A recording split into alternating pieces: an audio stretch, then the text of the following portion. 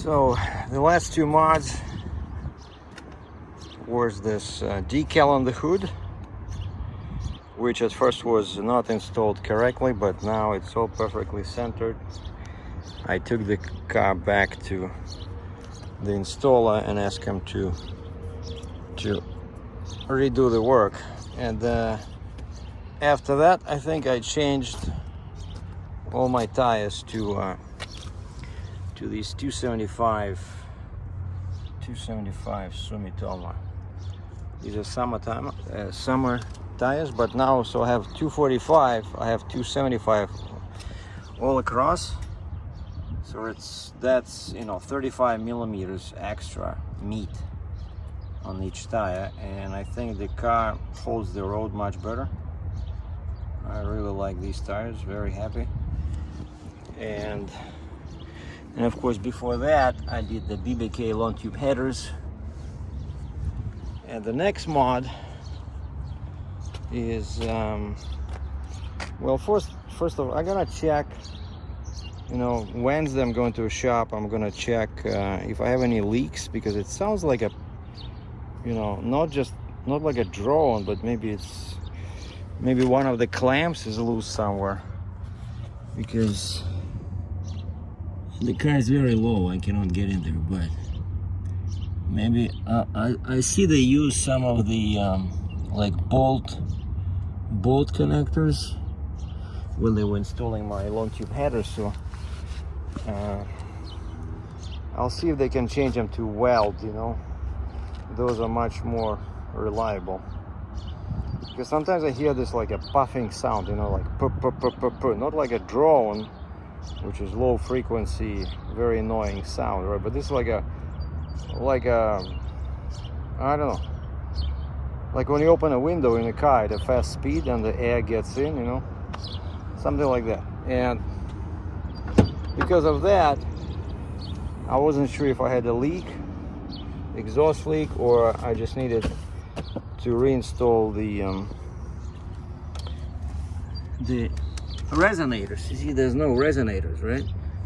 I just have installed these Flowmaster cool looking tips. I really like them. I think they look much better than the factory, that oval thing, except they started already rusting. But what I'm gonna do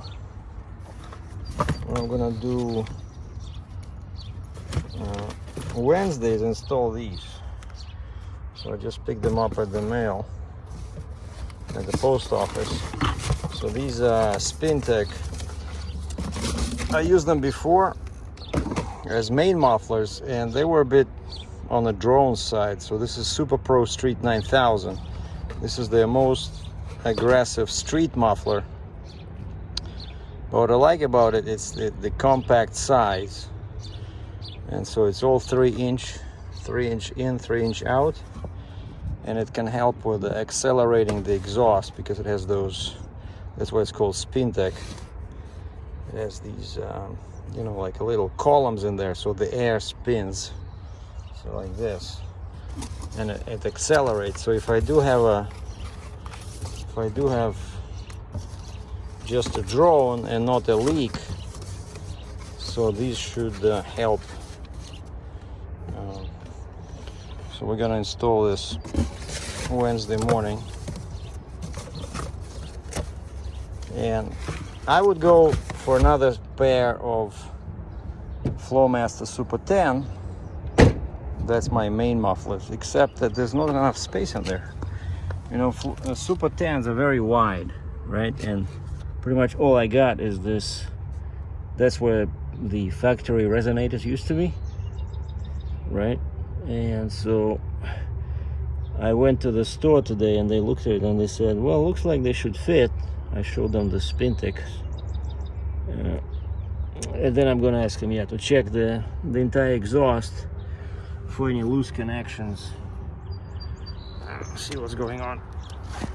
Is it just drone, or is it drone and a leak? If it's a drone, this SpinTech muffler should help kill it, because the car will be quieter, because now I'll have two mufflers in the front Flowmaster Super 10, and I'll have 2 Spintex in the back acting as resonators. So it'll be interesting to compare how the sound changes. So Wednesday I'm gonna do a video like before and after, so you guys can compare how the car sounds just with Flowmasters and long tube headers, no resonators, and then with Spintex installed. So stand by for that.